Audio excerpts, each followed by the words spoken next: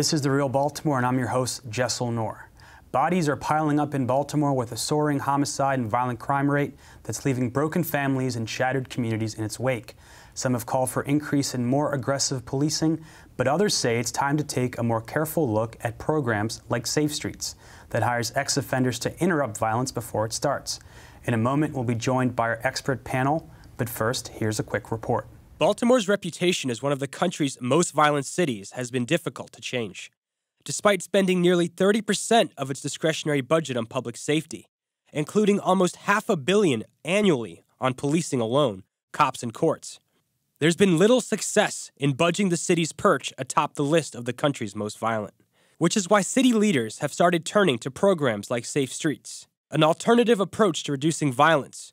No, we're not armed with weapons. We armed with knowledge. We armed with street knowledge. Which enlists people from the community, not cops, to act as peacemakers. We have trainers, and also the trainers cultivated what we already knew and learned, what I was groomed for in the street. When I first came here, I was telling my friend, I was like, I don't have no resume. He said, you are your resume. Safe Streets' Gregory Mashburn talks about his unique qualifications. Since the age of 15 to the age of 34, I've been shot 14 times, 4 separate occasions, stabbed 20 times, throat cut with a straight razor from my chin to my ear, 17 and a half years in prison, had attempted murders, armed robberies, drugs. The program is administered by the city's health department. Agency Director Leanna Wynn says the idea is to tackle violence as a problem of public health, not criminal justice. Because we know that violence is something that spreads. We know that it's infectious. We know that it creates fear and havoc among people and communities. And just like infectious diseases, it's something that can be prevented. And according to studies, including one in 2012 by Johns Hopkins University, it has done just that. And not only is it stopping violence, but it's also giving an opportunity to individuals who otherwise would have trouble finding employment. Many of the individuals who we hire as the violence interrupters, they also do have criminal records themselves. But we really think it's important to find people who've walked in their shoes, but also we think it's important to give people another chance. But despite the appearance of success, funding is a challenge. The city employs just 18 violence interrupters, a deficiency that is raising questions about why programs like Safe Streets are chronically underfunded, and why there isn't a larger emphasis on creating jobs in disinvested neighborhoods, while decreasing policies like the war on drugs that drive mass incarceration. This year, Safe Streets lost its $1.5 million budget, but was saved after last-minute negotiations by the City Council. Meanwhile, police overtime was expanded by $18 million on top of the $17 million already set aside for overtime and nearly $500 million operating budget. What could programs like Safe Streets do if they receive that money instead? Could they help stop the city's soaring violence before it happens? I invited Safe Streets to join the discussion, but they declined. Now joining us in our studio is Tony Barksdale. He's a retired Deputy Commissioner of Baltimore Police from 2007 to 2012. He designed a violence model that reduced arrests and lowered homicides and shootings. We have retired Major Neill Franklin, 33-year law enforcement veteran, current head of the Law Enforcement Action Partnership, Councilwoman Shannon Sneed, serving her first term representing the 13th District, Clayton Guyton, who's the director of the Rose Tree Community Center, which provides shelter, housing, mentoring, and violence prevention and interventions between gangs, and Kevin McCamant, a clinical psychologist with the Black Diamond Project that works with gunshot victims in Baltimore, as well as the Rose Tree Community Center. So I wanted to start with you, Tony. The city has spent almost something like $7 billion on policing in the last 2 decades. The level of violence, the number of homicides, we're in the same place as we were 20 years ago. Is it time to look more carefully at violence reduction models, programs like Rose Street, like Safe Streets? Absolutely. If anyone is willing to participate to drop violence in Baltimore City, you have to have an open mind to it. I'm hearing of the success on Rose Street. I know that Safe Streets can claim success in various locations across the city. And also, you have other community members that want to help but aren't plugged in. So it's time to be open and honest about what works and what doesn't work. So I'm willing to hear any options at this time. And Mr. C, you run a violence prevention program. You help stop beefs that turn deadly.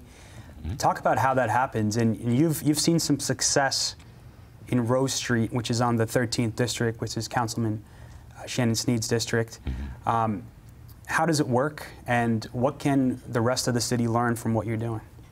Well, it works with communication.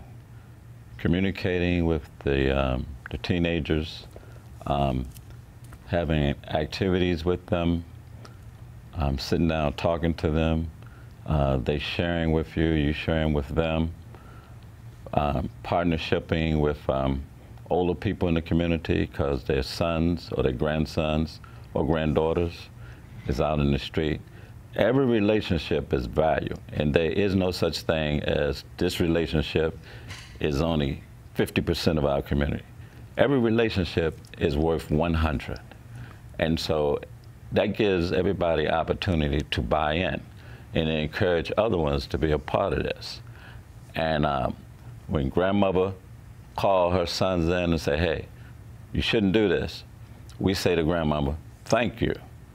And rarely do anybody else thank grandmother for what she's done. She just saved 2 people's lives. And we acknowledge that. Grandmother, what is it that you want us to do? You want to cook out on your block? You got that. And so the takeaway lesson from what we do in terms of prevention is communication. It's very difficult to say to somebody, look, don't do that if you don't know their mother, you don't know somebody in their family, their uncle, somebody. Yesterday we just had an uncle and a nephew came up, situation that was getting ready to go to the maximum point of violence. So it's about that communication, valuing each person, not looking down on anyone, even if they're out there selling drugs. It doesn't matter. You're all a part of our community. May not condone what you're doing, but at the end of the day, right, we all came out alive and we all go home alive. Neill, we're experiencing a record homicide rate. Safe Streets funding was almost completely lost this year. And as a result of the increase in homicides, increase in violence, the city police department has stepped up patrols, 12-hour shifts, increased policing. Is that a good solution? It's part of a solution. But here we go again, putting resources at the back end of the problem. We have to continue with our efforts to move resources to the front end of the problem. You heard Mr. C talk about family. That is the front end of the problem. If we don't support organizations that support families, that do the work with family units, he talked about talking and communicating with the teenagers. And it goes beyond that. It goes down to early childhood development and support. But we continue to build our resources on the back end of the problem. The police cannot solve this crime issue, this violent crime issue in our city. The community is the only one that can solve it, and community is family. We need to put those resources there.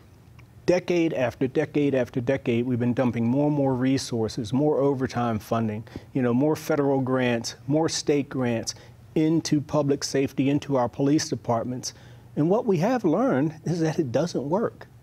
If you really want to be effective in reducing violent crime in this city, long term, not for 1 year, not for 2 years, but long term, from here forward, you have to put those resources into the community, into our kids, things for our kids to do, health care, education, housing, nutrition. It's multifaceted. And maybe we're finally seeing this, but I don't know, with this recent budget and overtime money going into the police department, I'm not sure. We should have had you on at some of our hearings. I'm still available. Well, Councilwoman Sneed, you really ran on a platform, you won on a platform about prioritizing families and rebuilding the communities in the 13th district, which has been hit hard by the drug war and by violence. and you were part of an effort that saved funding for Safe Streets and requested the mayor reprioritize some of the other funding towards education. Violence is unabated in this city.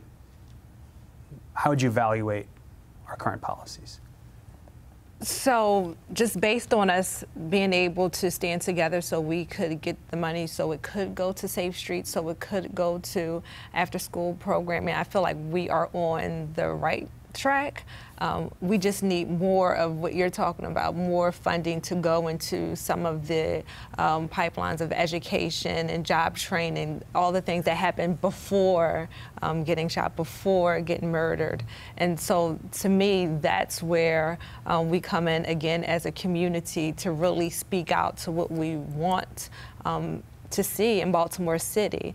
And so hopefully we saw parents coming out and saying, no, education is a priority to me. It's a priority to my family. Hey, I don't get off work until, 5 and 6 o'clock. And these after-school programmings, they help my family because they feed my children. They that was help also with, on the chopping block. Yeah, they help with, homework. They help my kids learn how to play chess. And we talk about raising, it takes a village to raise a child. And so that's where the village comes in, and that's a lot of times the first part is the education piece, that school safety part. So I believe that we're on the right track. I just believe that we have to put more money where our mouth is. If we say families are important to us, education is important to us, let's put our resources and money there. So.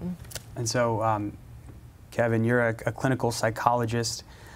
Talk about the trauma in communities that you work with, and does the existing trauma that people experience, what role does that play in perpetuating the ongoing violence, and does that also need to be addressed as a public health issue? Well, it definitely does need to be addressed, and it's profound and ubiquitous. I mean, my personal experience was that when I started just coming down and spending time in the community, walking around, getting to know people, that the atmosphere, was absolutely toxic. I mean, I became depressed, and it's like a vicarious traumatization. And so, I mean, you have lead pipes, you have lead paint.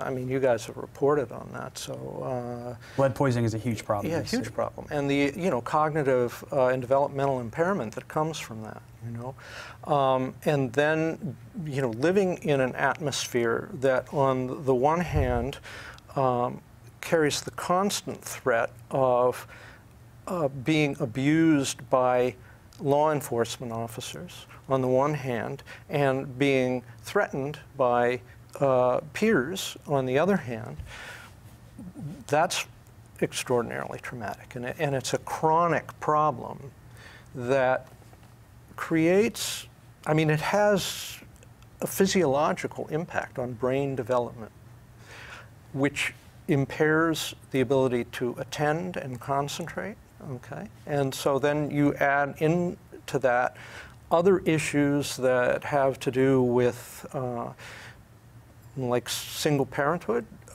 and particularly mothers who are, fathers who are incarcerated, mothers who have responsibility for, sometimes several children, but also to work. The lack of supervision that comes from that, which then translates into indiscipline in kids, so that they can't get places they need to be on time.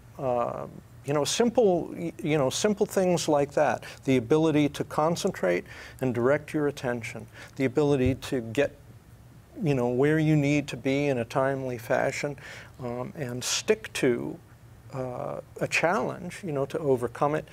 I mean, these are the kinds of impacts that this sort of environment has on. So Tony, you've been a lifelong Baltimore resident. We know that Baltimore is a ground zero for mass incarceration of mostly black people.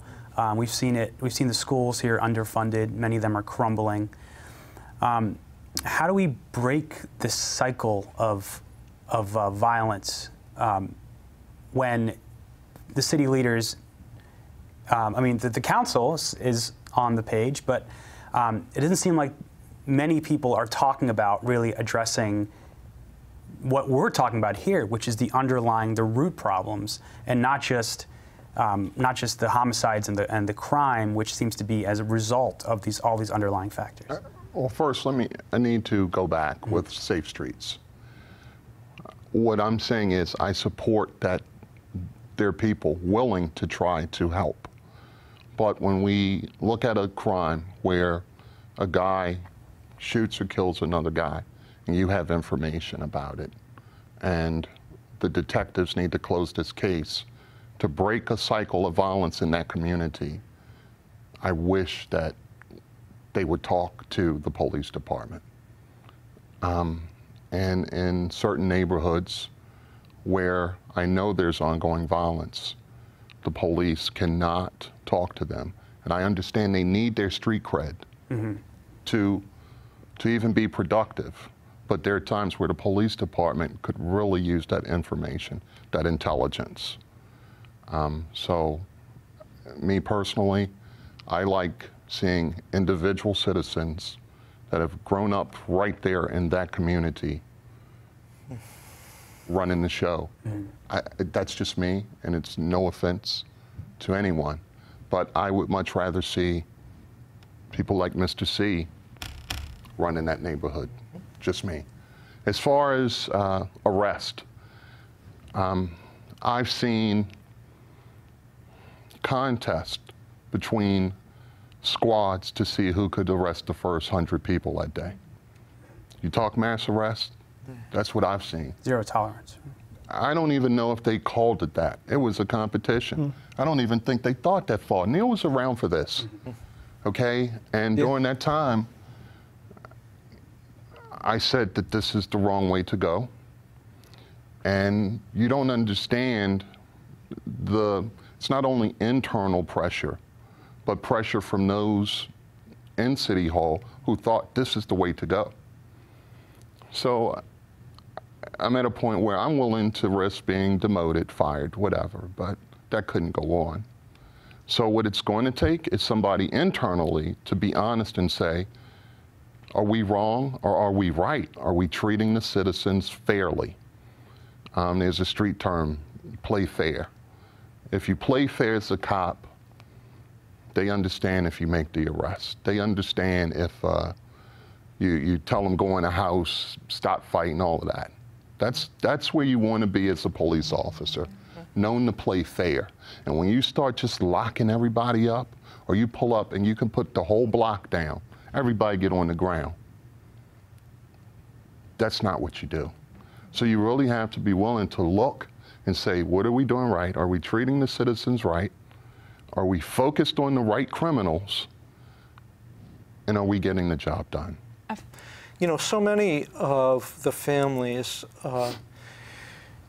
in the communities that we're talking about, you know, have had multiple members, who have gone through incarceration in the state of Maryland, and so I worked in the prison system for 22 years as a psychologist, and I can tell you, nothing good comes out of that.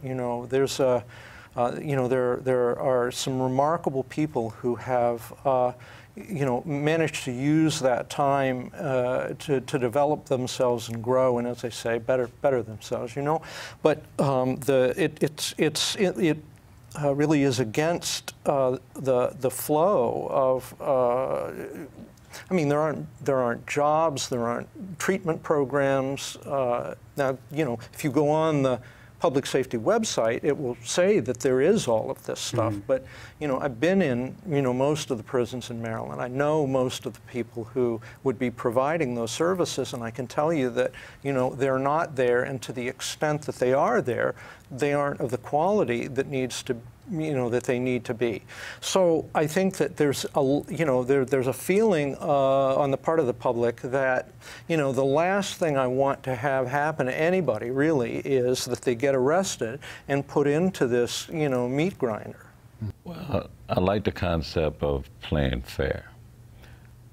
And the police, it seems like they don't have a clue about playing. Now, don't get me wrong, it's not all of them, all right? You got maybe 1 out of 10 that will play fair. Then you got the rest of them play dumb, all right? For instance, we clean up our neighborhood. Been doing it for over 10 years. The other day, an officer came this close to arresting me. He said, "Why is you putting all that garbage right there?" I said, "Officer," I almost called his name.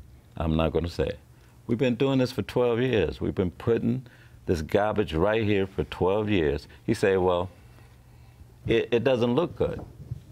We get it out of the alleys. We actually assist in the city in doing their job. The city provides a roll-off to us twice a week as an in-kind contribution. And when they come, Rose Street guys put this garbage in the roll-off." And so he went through his questions and all that, and he didn't understand. So you have police that's playing dumb, all right? And until we get to that point where the fairness come in and they treat us like they would treat anybody in any other community. And you're someone that's in the community helping stop violence, helping stop murders. I know you want to get. Doesn't mean nothing to them. I know you want to get a response into that. Yes, I do. Okay. With all of the violence going on in the city, there's no time for that. So that shows me what's the focus. We have a community member putting out trash. What's the problem when you have homicides and shootings and robberies and rapes? The focus is not there. That's a prime example. You get a grip on the crime, talk to the man about his trash. "Sir, what you doing out here? What's going on? Can I help you?" It's that simple. It's showing, that example shows me that there is a problem with the focus right now. And although he is doing very well in his area, there are plenty of areas that aren't in that district. Yes. Right. Oh, I'm sorry, ma'am. Yes, ma'am. In her district. Yes, especially when you're talking about, drug markets, when we say open air drug markets, and that all happens in our district. And so, to worry about trash when we want folks to worry about. And Neill, I wanted to get you in because this is something we've been talking about for years now. We've been talking about the Department of Justice report. We've been talking about the case of the 6 officers charged with Freddie Gray's death. You testified in that case. We were talking about open air drug markets, and so these are all symptoms of this same problem. Absolutely. I mean, I hope people who are listening to this, I hope they're capable of putting all this together, and it's not very difficult to do. And we've talked about the war on drugs, and which has led to these very, very minor possession arrests by the tens of thousands, by the millions over the years in Baltimore City, and which feeds this problem that we're talking about here regarding police and community. But let's just put that aside for a second, the war on drugs, and go back to what we hear about the families and the police community relations and that type of communication that's not happening the way it should on a positive level. And I know Tony will back me on this. Again, the community is the only entity that can solve the violent crime. And and what we haven't talked about yet, which is obviously really important, is the fact that in cities like Baltimore, Black communities have been denied the wealth that white communities have, with going back 100 years to the Fair Housing Act, to the New Deal. Poverty has been concentrated. People have been forced into slums, denied access to the same public housing that white families have been. Black schools have been underfunded for decades. We know the city council tried to do the $15 minimum wage, which the mayor vetoed, but wages are really low in the city. And that's, Neill, is that a big reason why people are being part of the drug trade, committing crimes, do you think? Absolutely. Because you can't really live with dignity working two or three jobs on a minimum wage salary to feed a family. Right, so understand this. Yeah. Even people who have jobs, even people who make good money, venture into the drug selling business. Why? Because, you know, our policies have made these simple drugs more valuable than gold by weight.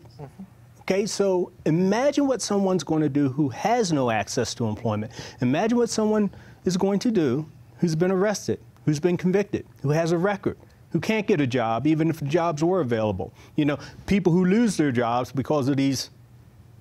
I was about to curse on your show. You can apologize curse, for that in theory. You know, these types of arrests that are unwarranted and they lose a job. And now what are they going to do? The drug trade will hire anyone, and you can make as much money as you want as quickly as you want if you're willing to put in the work, dangerous work, which again is the foundation for a lot of the shootings and homicides that we have, and then the retaliation that follows that day after day, week after week, month after month. Again, the criminal justice system, and I hate that term, criminal justice system. It should be justice system, but unfortunately it's not really about justice,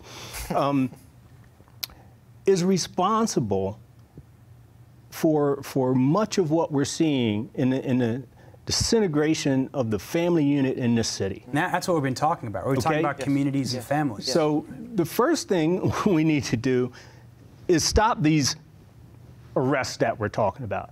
Stop these unconstitutional stops that we're talking about, and go about getting our intelligence that we need for the shooters by working with the community instead of locking people up, placing them under arrest, and then you try to squeeze them for information. It doesn't work. So, Councilwoman Sneed, let's talk about what specific policies should be implemented today to help address this problem. We know you wanted to pass the minimum wage. What else can be done on a city level that'll help address these issues? So, again, it still goes back to making sure that we have the school system under our watch, and I feel like having the police department under our watch as well. Like, so those are two biggest institutions are under state control. I think, that will make a difference, that will have an impact kind of right away. Like, we can increase the minimum wage, and that we know that will make a huge difference for families taking care of their children, being home to, you know, make sure that, you know, Bobby gets off to practice and that he's back home. That will make a huge difference. But